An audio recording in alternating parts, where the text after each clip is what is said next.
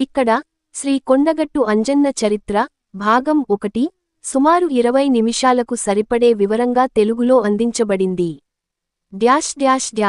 శ్రీ కొండగట్టు అంజన్న చరిత్ర భాగం 1 సమయం సుమారు 20 నిమిషాలు. భాష తెలుగు. ప్రారంభం. తెలంగాణ రాష్ట్రంలోని జగిత్యాల జిల్లాలో కొండగట్టు అనే గ్రామంలో వెలసిన శ్రీ ఆంజనేయ స్వామి గుడి చాలా ప్రసిద్ధి చెందింది. ఈ గుడిని కొండగట్టు ఆంజన్న దేవస్థానం అని పిలుస్తారు. ఇది భక్తులకు అత్యంత పవిత్రమైన స్థలం. ప్రత్యేకంగా చలివేంద్రంలో మరియు హనుమాన్ జయంతి రోజున లక్షలాది భక్తులు దర్శనం చేసుకుంటారు. మూల చరిత్ర. అనేక శతాబ్దాల క్రితం ఈ ప్రదేశం దట్టమైన అడవులతో నిండిన ఒక పర్వత ప్రాంతంగా ఉండేది. ప్రజలు దీన్ని కొండగట్టు అనే పేరుతో పిలిచేవారు. అప్పుడు జనజీవనానికి దగ్గరలోనే వన్యమృగాలు సంచరించేవి. ఎవరూ ఈ ప్రాంతానికి దగ్గరకి వెళ్లే ధైర్యం చేయేవారు కాదు. ఈ సమయంలో ఒక శివభక్తుడైన ఆంజిరెడ్డి అనే వ్యక్తి ఈ కొండగట్టులో నివాసం ఉండేవాడు. అతనికి బాల్యంలోనే హనుమంతునిపై అపార భక్తి ఏర్పడింది. అతని ఆశ్రమంలో రోజూ రామాయణ పారాయణం, భజనలు జరిపేవాడు. స్వప్న దర్శనం. ఒక రాత్రి ఆంజిరెడ్డికి స్వప్నంలో హనుమంతుడు దర్శనం ఇచ్చాడు. ఆంజనేయ స్వామి అతనితో ఇలా అన్నట్లు చెబుతారు. గ్రేటర్ దేన్, ఓ భక్తా! నేను ఈ కొండపై తాపసంగా తాపించుచున్నాను. నా విగ్రహాన్ని కొండల మధ్యలో త్రోవగా ఉన్న ఒక గుహలో పొందగలవు. నన్ను వెలికి తీసి ఆలయం నిర్మించుము. ఆంజిరెడ్డి ఉదయాన్నే లేచి తన గురువులను కలిసి, స్వామి ఇచ్చిన సంకేతాలను అనుసరిస్తూ కొండలలో వెతకసాగాడు. 3 రోజులపాటు శ్రమించిన తర్వాత ఒక గుహలో స్వయంభూ విగ్రహాన్ని కనుగొన్నాడు. ఆలయం నిర్మాణం. ఆ విగ్రహాన్ని శుద్ధిచేసి భక్తితో పూజలు ప్రారంభించాడు. అలా కొండగట్టు అంజన్న ఆలయం స్థాపనకు బీజాంశం పడింది. తర్వాత కాలంలో భక్తుల సహకారంతో ఆలయం విస్తరించబడింది. ఆలయ నిర్మాణానికి ఓ బీదవాడు అయిన కంచర్ల గోపన్న, రాందాస్ స్వయంగా సహాయం చేశాడని చెప్పబడుతుంది. ఆంజన్న తత్వం. కొండగట్టు అంజన్న అనగానే భక్తులకు ధైర్యం, బలం, శాంతి, భక్తి గుర్తుకు వస్తాయి. ఇక్కడి స్వామిని విజయానికి మంత్రం గా కొలుస్తారు. ఈ ప్రాంతాన్ని సందర్శించినవారు తమ కోరికలు నెరవేరాయని చెబుతుంటారు. ప్రత్యేకతలు. ఇక్కడి ఆలయంలో స్వామి విగ్రహం ప్రత్యేకంగా ఉన్నది. 2 చేతులు మాత్రమే కలిగి ఉన్న వీర హనుమంతుడు రూపంలో దర్శనమిస్తాడు. ఆలయం నుంచి కొండల పైభాగం పైకి ఎక్కి చూస్తే అద్భుతమైన ప్రకృతి దృశ్యం కనిపిస్తుంది. ప్రతి మంగళవారం మరియు శనివారం స్వామివారికి ప్రత్యేక పూజలు, అంజన్న జాతర నిర్వహించబడుతుంది. ముగింపు. ఇదే శ్రీ కొండగట్టు అంజన్న చరిత్ర మొదటి భాగం. ఇది దేవుని ఆవిర్భావం, ఆలయ స్థాపన, ఆంజిరెడ్డి భక్తి గురించి వివరిస్తుంది. మీకు 2వ భాగం కూడా కావాలంటే చెప్పండి. అక్కడి మహిమలు, జాతర విశేషాలు, స్వామివారి లీలలు చెబుతాను. శ్రీ కొండగట్టు అంజన్న చరిత్ర భాగం 2 సుమారు 30 నిమిషాల పఠనం. భక్తుల వినోదార్థం మరియు ఆధ్యాత్మిక విజ్ఞానార్థం కోసం. ప్రారంభం. కొండగట్టు పర్వత శిఖరంపై ప్రభా ప్రసారం. కొండగట్టు గుట్టల మధ్య ప్రకృతి అందాలతో నిండిన ఆలయం, అక్కడే వెలసినాడు శ్రీ అంజన్న. ఈ భగవంతుని చరిత్రలో 2వ భాగం మనకు ఆయన మహిమలను, భక్తులతో చేసిన లీలలను వివరంగా తెలియజేస్తుంది. 1 భక్తుడైన మల్లయ్య యాత్ర ప్రారంభం. తెలంగాణ ప్రాంతానికి చెందిన ఓ నిరుపేద గోపకులానికి చెందిన మల్లయ్య అనే వ్యక్తి ఉండేవాడు. ఆయన జీవితంలో ఎన్నో కష్టాలు ఎదురయ్యేవి. కానీ దేవుడిపై విశ్వాసం మాత్రం అధికంగా ఉండేది. కొండగట్టు అంజన్న గురించి విన్న ఆయన నడకన బయలుదేరి గుట్టకు చేరుకున్నాడు. అక్కడి పర్వతాల మధ్య అంజన్న విగ్రహాన్ని దర్శించుకున్నప్పుడు అతని హృదయం ఆనందంతో నిండిపోయింది. 2 అంజన్న దర్శనంలో మాయాజాలం. మల్లయ్యకు ఆశ్చర్యంగా ఒక సంఘటన ఎదురైంది. వాస్తవానికి ఆలయంలో ఆ రోజు ద్వారాలు మూసే ఉండాలి. కాని ఆయన రాగానే ద్వారం తానుగా తెరుచుకుంది. లోపల ప్రవేశించిన మల్లయ్య అంజన్న రూపాన్ని చూసి కన్నీళ్లతో విగ్రహం వద్ద కూర్చొని ప్రార్థించాడు. అనూహ్యంగా అక్కడే ఒక వానచినుకుల్లా తడి గాలిలో ఓ గంభీరమైన స్వరం వినిపించింది. మల్లయ్యా, నీ భక్తికి నేను తృప్తి చెందాను. నీ జీవితంలో వెలుగు నింపుతాను. 3 దుష్టుని పతనం, అంజన్న రక్షణ. ఆ గ్రామంలో ఓ దుష్టుడు, కంచరయ్య అనే భూస్వామి, ప్రజలను దోచుకునే పని చేసేవాడు. మల్లయ్య అంజన్న నామస్మరణతో ప్రజలకు ధైర్యం చెప్పేవాడు. దానిని తట్టుకోలేక కంచరయ్య మల్లయ్యపై దాడి చేయడానికి ప్రణాళిక రచించాడు. ఒక రాత్రి మల్లయ్యపై దాడి చేయబోతున్న క్షణంలోనే ఆకాశంలో మెరుపులు మెరిశాయి, పర్వతం ఊగిపోయినట్లయింది. అంజన్న రూపంలో ఓ కాళగజ్జలో యోధుడు ఆవిరై కంచరయ్యను నిలిపివేశాడు. అతను అక్కడికక్కడే భయంతో మూర్ఛపోయాడు. 4 అంజన్న భక్తి పాటల వినూత్నత. మల్లయ్య అంజన్నను నిత్యం భక్తితో కీర్తించేవాడు. ప్రజలు కూడా రోజూ గుట్టపైకి చేరుకొని పాటలు పాడుతూ జాతర వాతావరణం సృష్టించేవారు. అప్పుడే మొదలయింది కొండగట్టు అంజన్న జాతర పరంపర. ఈ పాటలు కేవలం సంగీతం కాదు, భక్తుల గుండెలను కదిలించే శక్తివంతమైన శబ్దాలై మారాయి. 5 పుణ్యకాలం ఆరాధనతో అనంత ఫలితాలు. కొండగట్టు గుట్టపై ప్రతివారం మంగళవారం మరియు ఆదివారం భక్తుల ప్రవాహం ఎక్కువగా కనిపించేది. దొరికిన క్షణాల్లోనే వారు అంజన్నా పహిమాం శ్రీ అంజనేయాయ నమః అంటూ నినదించేవారు. భక్తి భావంతో చేసిన ఆరాధనకు అంజన్న ఎల్లప్పుడూ ఫలితం ఇస్తాడని అనేక ఉదాహరణలతో ప్రజలు నమ్మకం పెంచుకున్నారు. 6 ఆఖరుగా కొండగట్టు మంత్రమయ శాంతి. ఈ భాగం చివరిలో ఒక ముఖ్యమైన సూత్రాన్ని అంజన్న తన భక్తులకు తెలిపినట్లు కథానాయకుడు మల్లయ్య చెప్పారు. మన జీవితం అనేది పర్వతారోహణ వలె, ప్రతి అడుగు విశ్వాసంతో వేయాలి. నమ్మకం ఉంటే అంజన్న మనకు మార్గదర్శకుడవుతాడు. సంక్షిప్తంగా మల్లయ్య అనే భక్తుడు అంజన్నను నమ్మి ఆశ్చర్యకర అనుభవాలు పొందాడు. దుష్టులపై అంజన్న మహిమ కనబరిచాడు. కొండగట్టు జాతరల ఆరంభానికి శకునంగా మారాడు. అంజన్న భక్తితో జీవితం మార్చుకున్న ప్రజల కథ. ఇది శ్రీ కొండగట్టు అంజన్న చరిత్ర భాగం 2. భాగం 3 కోసం మీరు సిద్ధమైతే మరింత ఆధ్యాత్మిక విశేషాలతో తక్కువలో తక్కువ 30 నిమిషాల చరిత్రను అందిస్తాను. మీకు దీనిని ఆడియో స్క్రిప్ట్లా కావాలా లేక పుస్తక రూపంలో కావాలా? శ్రీ కొండగట్టు అంజన్న చరిత్ర భాగం 3 కాలక్షేపానికి అనుగుణంగా 30 నిమిషాల మాట చిత్రం. తెలుగులో సురు. పూర్వకాలంలో తెలంగాణ ప్రాంతంలో కొండలు, అడవులు, నదులు మేళవించిన పుణ్యభూమిలో కొండగట్టు అనే ప్రదేశం ఉన్నది. ఇది కొండలు మధ్యలో విశాలంగా విస్తరించి ఉన్నదై, అక్కడే భక్తజనుల ఆరాధ్యదైవమైన శ్రీ ఆంజనేయ స్వామి వాసము చేస్తూ ఉన్నారు. ఈ భాగంలో మనం స్వామి మహిమలు, ఆలయ నిర్మాణ పురాణం, భక్తుల అనుభవాలు గురించి తెలుసుకుందాం. 1 ఆలయ స్థాపన ఇతిహాసం. కొండగట్టు ఆలయం స్థాపనకు సంబంధించిన ప్రముఖ కథనం ప్రకారం సుమారు 300 సంవత్సరాల క్రితం ఈ ప్రాంతంలో ఒక రైతు కుటుంబం నివసించేది. ఒకరోజు వారి ఎద్దులు అడవిలోకి పోయాయి. వాటిని వెతుకుతూ ఆ కుటుంబ పెద్ద శ్రీ లక్ష్మయ్య గారు కొండపైకి వెళ్లాడు. అక్కడ ఓ గుహలో దూరగా ఒక ప్రకాశమయమైన ఆకృతి కనిపించింది. ఆకృతికి దగ్గరగా వెళ్ళినప్పుడు అది స్వయంభూ హనుమంతుని మూర్తిగా కనబడింది. ఆనాటి నుంచి అక్కడే ఒక చిన్న గుడి నిర్మించి గ్రామస్థులందరూ ప్రతిరోజూ పూజలు చేయసాగారు. 2 ఆలయ నిర్మాణం రాజధర్మం.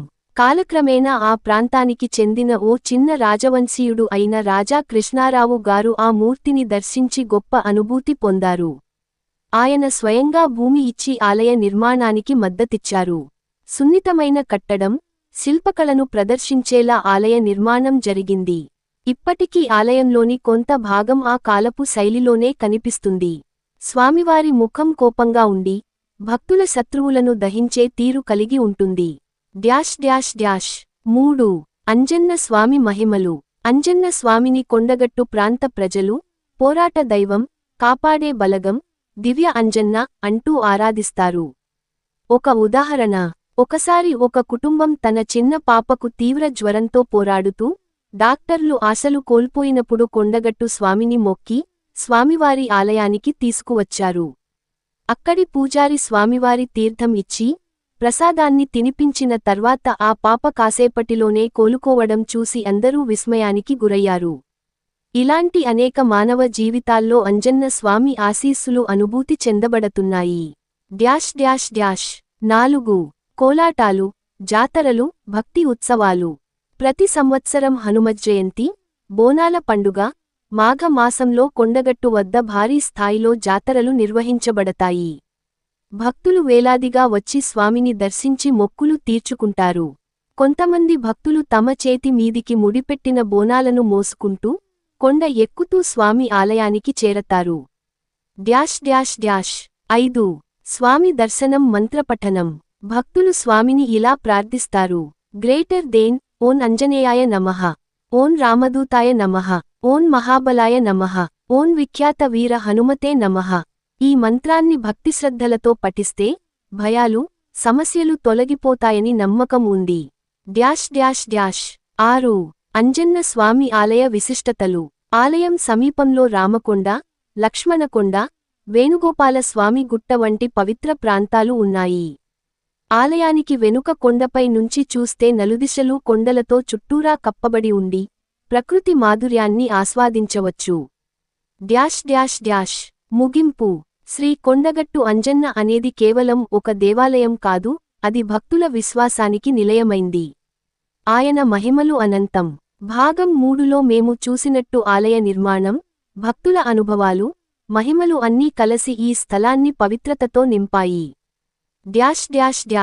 కుడి చూపుడు వేలు. తదుపరి భాగం 4లో కొండగట్టు గుట్టల చరిత్ర, అంజన్న గుహ రహస్యాలు, కొండగట్టు స్వామికి సమర్పించబడిన విరాళాల కథలు, స్థానిక జానపద గేయాల కథనాలు. కావాలంటే భాగం 4 నుండి 30 మినిట్స్ అని చెప్పండి. శ్రీ కొండగట్టు అంజన్న చరిత్ర భాగం 4 సుమారు 30 నిమిషాల మాటన ఇంగ్సిలో. ఈ భాగం చెర్లీగొండ ప్రాంతంలో అంజన్న స్వామి చేసిన మరో అద్భుతాన్ని వివరించేందుకు రచించబడింది. గత భాగాల్లో ఆయన జన్మ, బాల్య జీవితం, మొదటి బహిరంగ అద్భుతాలు వివరించాము. పర్వతాల మీదుగా ఉదయిస్తున్న సూర్యుడు భాగం 4 భక్తుల రక్షణ. అంజన్న మహిమలు. నివేదిక స్థలం కొండగట్టు గ్రామం, సమీప గుట్టల మధ్యలో ఉన్న అంజన్న ఆలయం వద్ద. ఒకప్పుడు కొండగట్టు గుట్టల ప్రాంతంలో చాలా మంది గొర్రెల కాపరులు నివసించేవారు.